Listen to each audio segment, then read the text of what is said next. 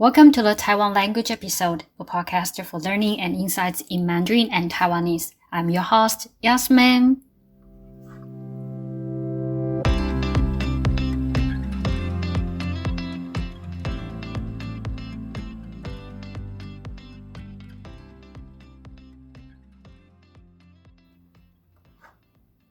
Welcome to today's episode.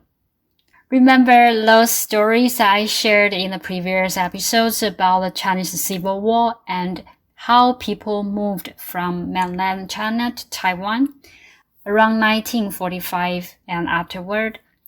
Well, today's story happens after the nationalist government moved to Taiwan. It's about the life of a retired military officer. So let me dive into it. The story I want to talk about today is by Pai Hsien-yung, and it's called New Year's Eve. It's a part of Pai Hsien-yung's collection of short stories called Taipei People. New Year's Eve is that last day of the Lunar New Year, when people are getting ready for the new year. In this story, we follow a retired military officer named Lai Ming-shen. After retiring, he decided to head to Taipei from Tainan on New Year's Eve to meet up with his old military buddies. As they chat, they reminisced about their experiences during the Northern Expedition and the anti-Japanese War. The choice of New Year's Eve as the setting is pretty symbolic. It's like saying goodbye to the old and welcoming the new. Now let's get personal for a moment. Retirement can be a tough transition. You spend your whole career climbing the ladder and then suddenly you are back to square one. It's like those TV dramas where the big shot has to step down eventually. You might feel a bit lost, wondering if it's because you are getting old or if you are just not good enough anymore. But retirement isn't the end of the world. It's just a new chapter. Sure, it's a bit weird going from being a big shot to being just another person, but that's life, right? We all long for someone who will lend us an ear. Especially those who have had their moment in the spotlight. They crave acknowledgement, a new yearning for someone who truly comprehends their illustrious past. Yet there are times when those they confide in fail to grasp the splendor of their history. It takes me back to my days of fervently teaching children, only to realize later that they perceived my past achievements and life experiences quite differently. It's akin to my father, who relished sharing his military tales with his comrades. Back then, men would swap war stories while women exchanged childbirth anecdotes. Essentially, it's only those who've walked a similar path who can generally empathize with your emotions. The protagonist in this story, Lai Ming-shen, fighting in wars, achieving glory, but now he's old and frail. As he reminisced about the past, he heard the sounds of New Year's Eve celebrations outside. Fireworks, sky lanterns, it's all happening. And as he fell asleep, it's like he's saying goodbye to the old year and welcoming the new. After reading this story, it is as if I've been transported back to the time. Even though we are not from the generation that lived through the anti-Japanese and Northern Expedition periods.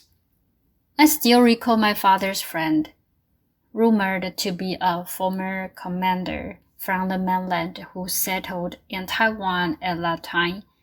I vividly remembered seeing a real weapon, a sword, displayed in his house for the first time, which made me feel a bit intimidated.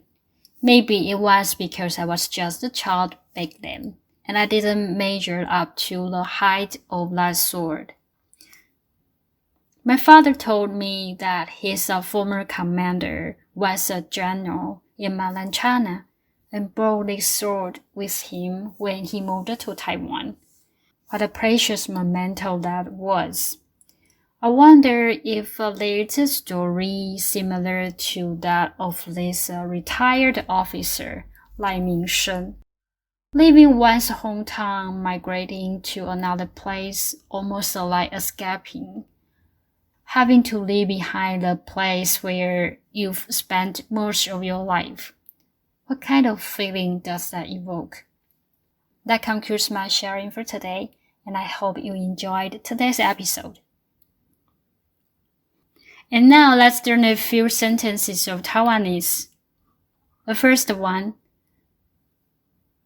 你莫在遐假搞. 你莫在遐假搞. Don't try to be clever. This is a caution against someone trying to act smarter than they actually are. So if you want to say, don't try to be clever, 你莫在遐假搞. A second one, 伊定定得死人. 伊定定得死人. He often offends people. Well, this indicates that the person frequently behaves in a way that upsets or annoys others. So, if you want to say, he often offends people, you can say, 伊定定得死人. 伊定定得死人. Next one, 我比你较侪岁. 我比你较侪岁. I'm older than you. This straightforward statement that the speaker is of a greater age than the person being addressed. So, I'm older than you. 我比你较侪岁. 我比你较侪岁. Okay, and the final one, and the last one, 有嘛好，无嘛好。有嘛好，无嘛好. It's fine if there is, and it's fine if there isn't. This expresses indifference or acceptance towards the preferences of absence or something. This expresses indifference or acceptance towards the presence or absence of something. So, if you want to say, it is fine if there is, and it's fine if there isn't, you can say, 有嘛好，无嘛好。有嘛好，无嘛好. Let's recap today's Taiwanese phrases. First one, 你莫在遐假咬. 你莫在遐假咬. The second one, 伊定定得死人. 伊定定得死人. The third one, 我比你较侪岁. 我比你较侪岁. Last one, 有嘛好，无嘛好。有嘛好，无嘛好。Alright, if you enjoyed today's episode, please leave a 5-star review on your listening platform. Feel free to share this podcast with your friends to help more people discover this podcast. You can also support my work by buying me a cup of coffee, which helps this episode continue providing learning resources. To enrich your learning experience, I create a study guide in Chinese with pinyin versions. You can use this study guide to preview before the new podcast episode launches or review after listening to the podcast to enhance your language skills. Make sure to check our show notes for more information. Thank you for joining us. And I hope you enjoy us again on Taiwan language episode.